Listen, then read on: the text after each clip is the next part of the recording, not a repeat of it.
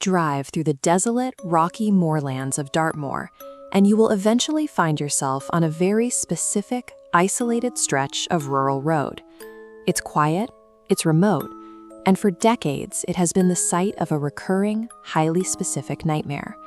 In June of 1921, a man working for Dartmoor Prison was driving his motorcycle down this exact lane. His children were riding in the sidecar. Without warning, he lost total control of the vehicle.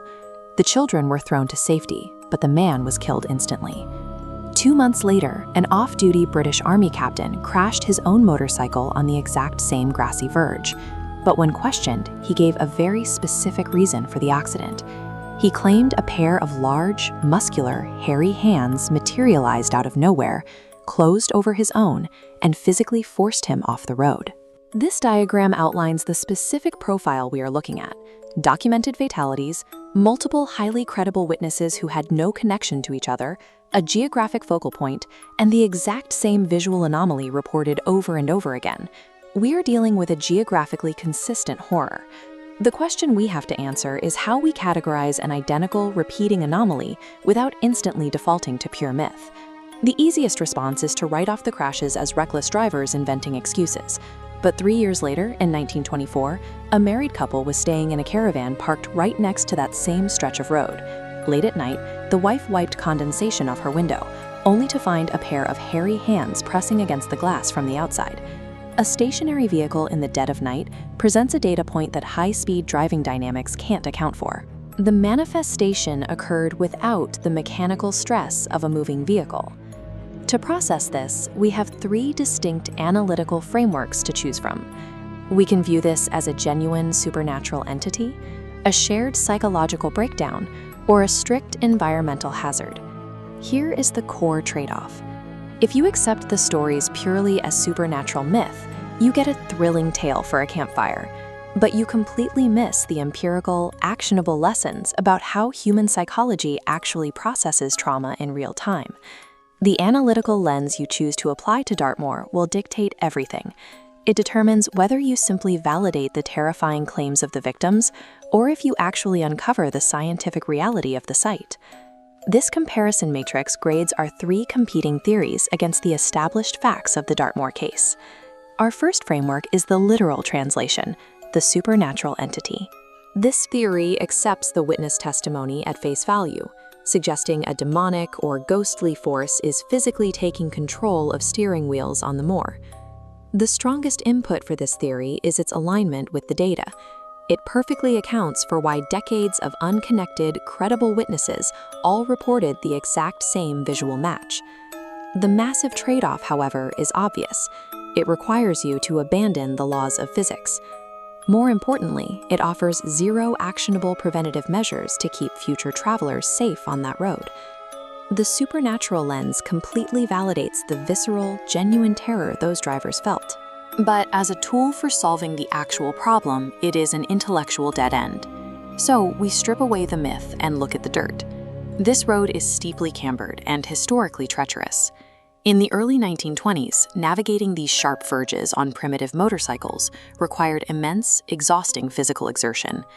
Returning to our matrix, the second row looks purely at the environmental hazard. This theory places the blame strictly on dangerous road conditions and human error. This gives us a highly logical, physically sound explanation for the crashes. You have bad roads, exhausted drivers, and poor suspension. The fatalities make perfect mechanical sense. But the mundane framework has a critical failure. It completely ignores the stationary caravan witness, and it completely fails to explain why different drivers all hallucinated the exact same set of hands. If your goal is to solve the physics of the fatalities, the environmental theory works perfectly. But it leaves the shared psychological anomalies completely unanswered. Looking at our final row on the matrix, we bring in psychology. This framework combines acute trauma with pareidolia and local legend tripping. Pareidolia is the brain's tendency to impose familiar patterns on random data. When a driver experiences a near-death loss of motor control on a dangerous road, their brain panics. In that split second, it superimposes the local folklore of the area over the chaotic visual input of the crash. This bridges the gap perfectly. It explains exactly why human brains, facing sudden trauma in that exact geographic location, pull the identical, terrifying image from their subconscious. The negative trade-off here is emotional. When you frame a horror story as a mechanism of mass suggestion, you inevitably diminish the genuine, lived nightmare experienced by the survivors. The psychological framework is the most scientifically comprehensive answer we have.